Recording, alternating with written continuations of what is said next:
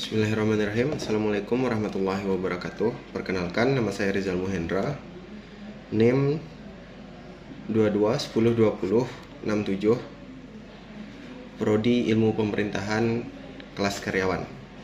Baik, pada video kali ini saya akan membahas materi mengenai sosialisasi. Sosialisasi secara sederhana adalah sebagai sebuah proses seumur hidup yang berkenaan dengan cara individu mempelajari hidup, norma, dan nilai sosial yang terdapat dalam kelompoknya agar dapat berkembang menjadi pribadi yang dapat diterima oleh kelompoknya.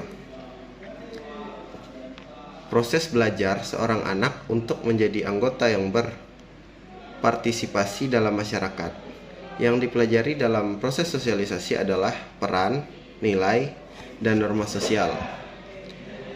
Proses pembelajaran tentang nilai dan norma.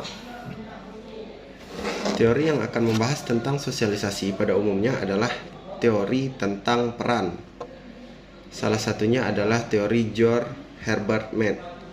Mead mengatakan, manusia yang lahir belum mempunyai diri. Oleh sebab itu, maka proses sosialisasi sangat dibutuhkan oleh seorang anak.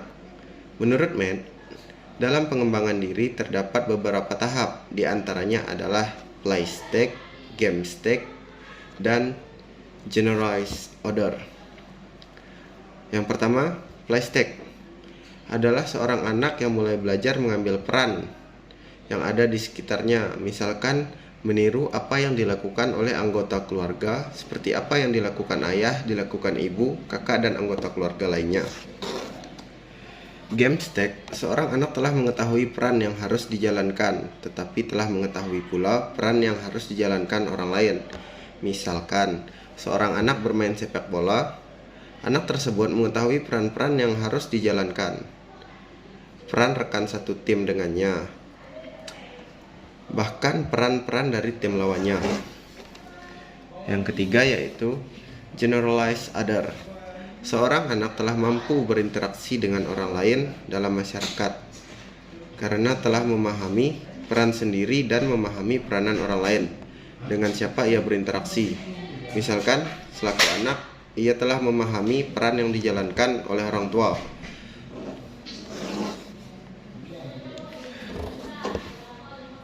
Berikutnya, seorang ahli sosiologi Charles H. Cole berpendapat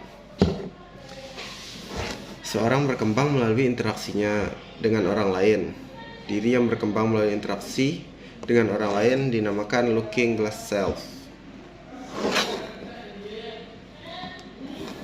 Contoh, seorang mahasiswa mendapat nilai D atau E, maka ia akan merasa bahwa dirinya itu bodoh.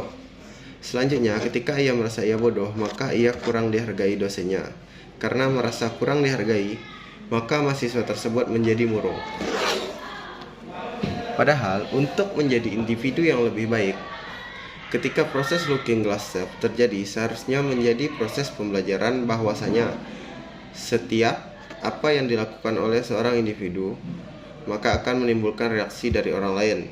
Ketika mendapat reaksi dari orang lain, maka ia akan dapat melakukan perbaikan diri dan juga melakukan kontrol diri agar selalu berkelakuan baik. Baik, sekian yang dapat saya sampaikan, semoga bermanfaat. Saya akhiri, wassalamualaikum warahmatullahi wabarakatuh. Terima kasih.